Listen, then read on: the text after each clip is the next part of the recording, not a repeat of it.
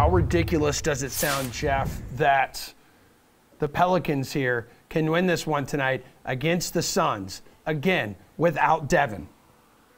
I don't think it sounds that ridiculous, Emerson. I think I'm continuing the trend of fading teams who are missing a key star and taking New Orleans in this matchup. The Suns haven't been as good as you think without Devin Booker this season. They were 8-6.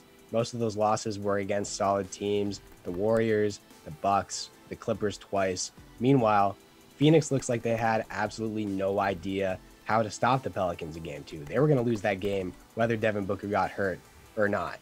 Between Brandon Ingram, CJ McCollum, Jonas Valanciunas, and a couple of these solid rotational pieces, New Orleans has a lot of firepower for the Suns to keep up with. It's always fun to look at how teams do historically in these matchups as well, and the stats are definitely on the Pelicans side here. They have a 71.4% win percentage at home in Game 3s, outscoring opponents by double digits in those wins. I think New Orleans actually wins this one and puts quite a bit of pressure on Phoenix for the rest of this series. Yeah, for sure. Gary, how much pressure is on Phoenix now? I mean, a lot. Yeah. It's kind of crazy how much they do fall off on one side of the ball in particular without Devin Booker. I mean, this is a team that won over 60 games this season, but their offensive rating with Booker on the court was 119 points per 100 possessions. That falls off to 110 points per 100 possessions when Booker has not been out there so far this season.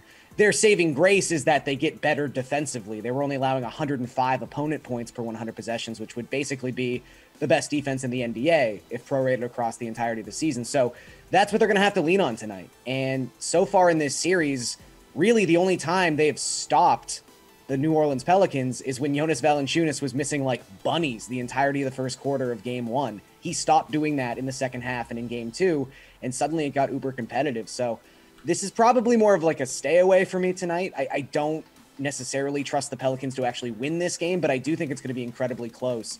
I would probably lean Suns, but again, I don't have a strong feeling here. I just think it's going to be hyper competitive.